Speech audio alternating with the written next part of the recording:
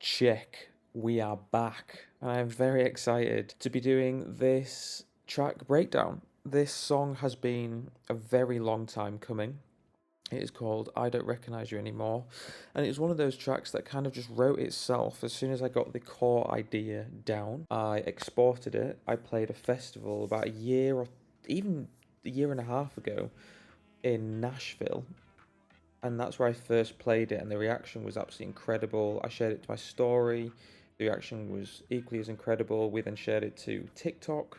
That post got like 80,000 streams and just the most insane DMs and messages from him. So finally, it's coming out. I had quite a bit of interest from labels for this track, and I was going to go with one quite well-known bass label in America, but ultimately and when I say we, I mean me and my management team, we decided to release it on my own label, which I'm really excited for, and it's been picked up by all of these Spotify playlists already. I've had some licensing companies reach out to potentially license the song, which means they maybe want to use it for adverts or stuff like that, but we'll see. So I'm feeling very good about it. The promo video, the artwork's incredible by my guy Christian from Australia. Let's get into it. It might be a short one today, because this is just a great example of when the melody makes sense, everything else kind of falls into place. So where it started was with this sample here. I dragged it into a sampler in Ableton. That then is on the transient mode, so that just kind of naturally places the put marks. I can play it here for you.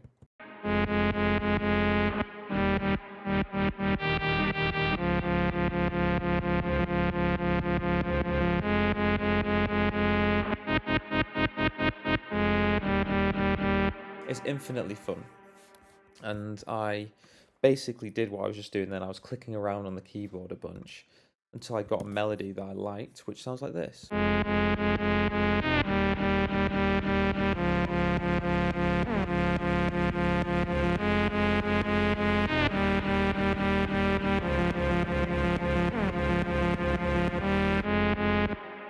That's basically it, without any effects on it. It sounds like this.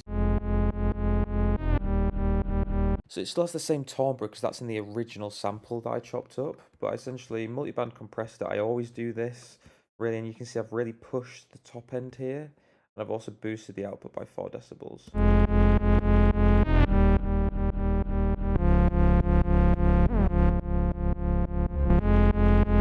It's highlighting the insecurities in the sound, the textures. It's really bringing that to life and ultimately making it bright. I've got the phaser flanger,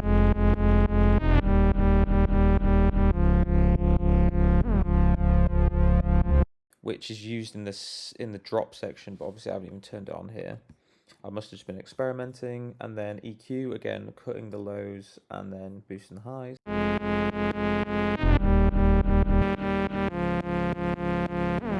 And also making it a little thin, but as this is our first reference of hearing it, you don't necessarily perceive it as thin because you don't know it in any other state. And when it drops and the sound becomes full, it hits even harder, especially with the 808 sub there. It just hits really, really hard. What utility? Because originally, the utility here is just to cut all the effects dead when it drop, just before the pre-drop. Well, at the pre-drop. Without, there's just sort of extra sounds that we don't need, so I wanted that to be really tight. We've then got the dub delay here, absolutely a dub echo, sorry, absolutely incredible echo. It's Ableton native.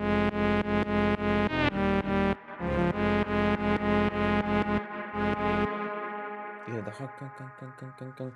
One thing to look out for is normally it has this noise on the preset, because this here is just a Ableton native setting of an echo called dub echo, and annoyingly in the echo section it has noise on, so you've got to click this button here. Once you've clicked that, you want to click that button there, and then echo, go into, because it'll open up like this or like that, go into character and turn off noise. just to get rid of that annoying sound. We've then got this SM synth modulator, which is now the Yes Yes modulator. That is on my Patreon, so do check it out. I gave that away for free. So if you sign up to my Patreon, you'll get this module, but the Yes Yes version, which is a much more extended version. And that's just pushing the reverb and the presence. The presence is sort of like an OTT boost. You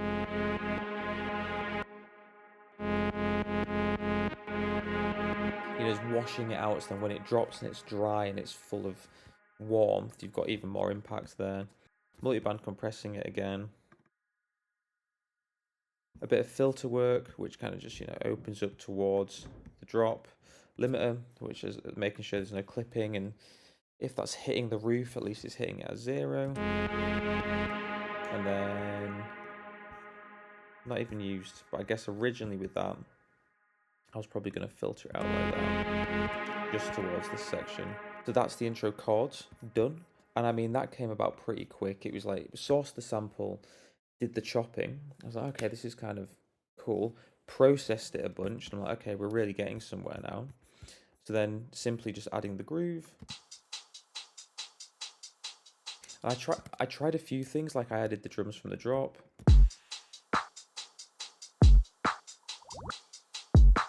But it was kind of too much.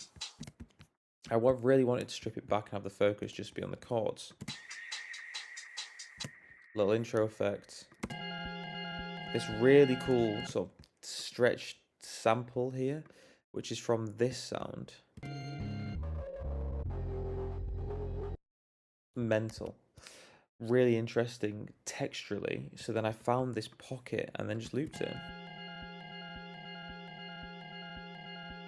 And that's just sort of an ongoing theme throughout the track. And then simply some effects and birds from York Minster in the UK.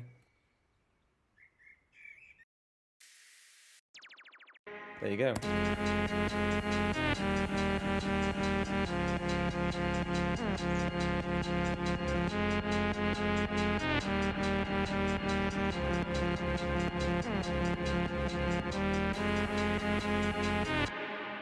And you can see here I'm creating pockets. So when it has this final note, I create a little pocket out of this sound.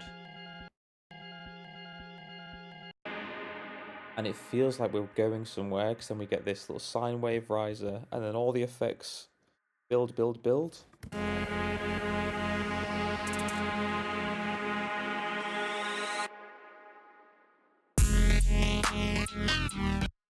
Now onto the drop. Yeah, I also had this really nice effect here. Just constantly bringing in each section. Some little hat flares. Now onto the drop. So the build-up's really simple. You can see it was twice as long before, but I cut it to just this length. It didn't need to be that long, to be honest. It was a bit too repetitive. The drums in the drop. So what have we got here? Again, I want it to be hyper simple. So we've got this really stomping kick. Super simple, just with the utility. We've got some rhythm sections here. The hi-hat from Easy For Them, and also this rhythm from the intro, slightly chopped.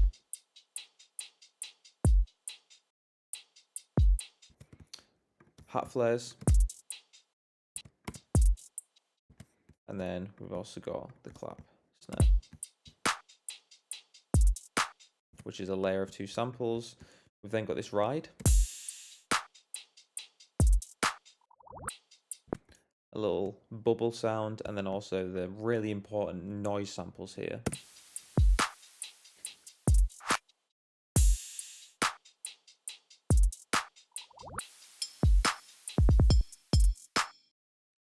Hyper simple, really sparse, and the purpose of this was because the chords are so they're quite noisy, they're very wide, they've got a lot of texture around them, there's a lot going on there. It means I don't really need to overcomplicate any of the rest of the track. I just kind of wanted to enhance and support the melody so it would live in the bass world. It can be DJ'd, it can be really enjoyed on streaming services as well. And it has a layer of emotion to it, you know? So just hyper simple. And then you get these extra little cymatic things. easy for them, crash like cymbals. Some little fills that come in. Loads of like interesting, just like kick moments like I do it here. And then we get the rest of the drums here.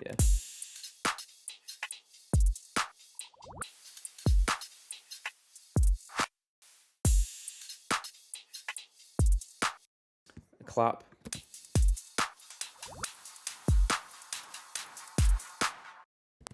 So you see how I'm adding as the drop is progressing. So this is all drop one, and you can see the A section is quite stripped back with the addition of these here in part 2 of the A section.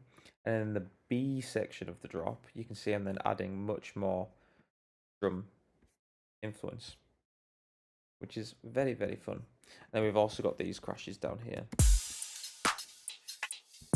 to emphasize it. Little rises as well.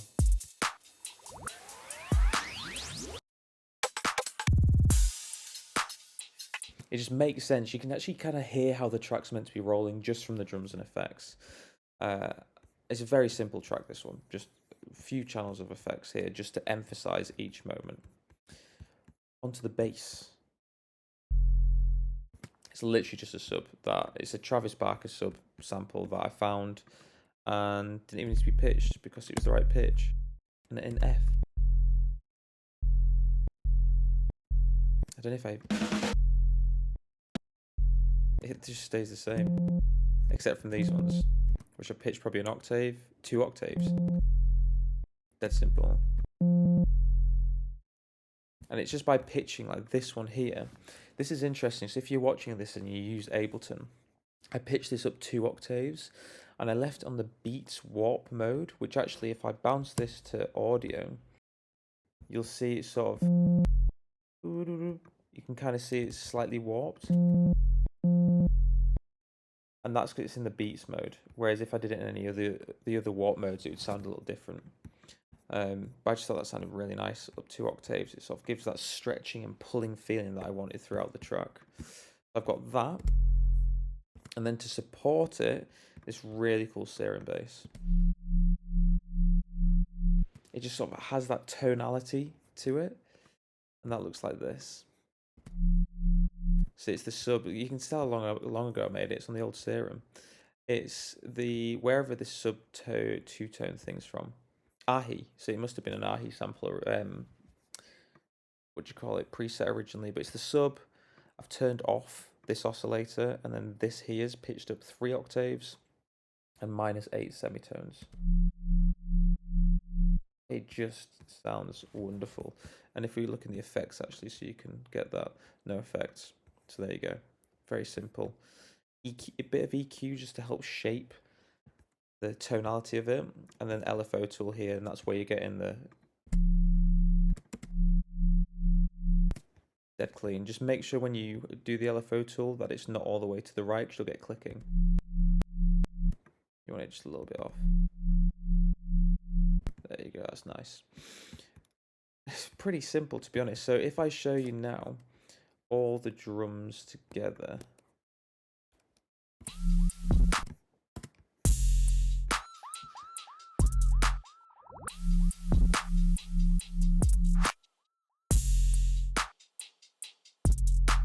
I didn't even sidechain the kick to the sub. Like it's the purpose of this track is it's super raw. I kind of wanted insecurities in it.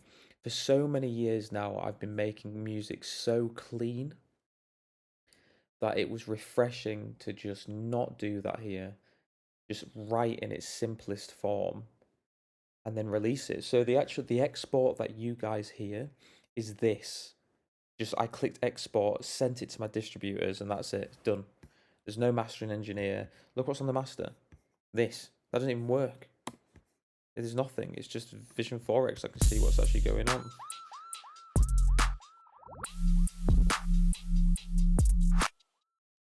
Raw. And that's why I love it. And now onto the bit I know you're all waiting for, and I know you're all here for. this.